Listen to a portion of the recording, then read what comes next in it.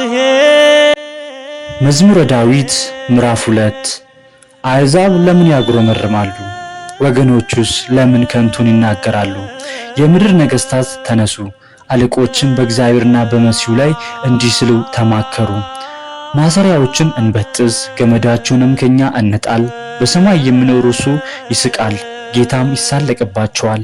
በዚያን ጊዜ በቁጣው ይናገራቸዋል፣ በመዓቱም ያውካቸዋል።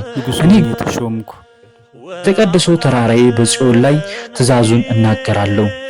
እግዚአብሔር አለኝ፣ አንተ ልጄ ነህ፣ እኔ ዛሬ ወለድኩ። ለምነኝ፣ አሕዛብን ለርስትህ፣ የምድርንም ዳርቻ ለግዛትህ እሰጥሃለሁ። በብረት በትር ትጠብቃቸዋለህ፣ እንደ ሸክላ ሰሪ ዕቃም ትቀጠቅጣቸዋለህ። አሁንም እናንተ ነገሥታት ልብ አድርጉ፣ እናንተ የምድር ፈራጆች ተገሠጹ።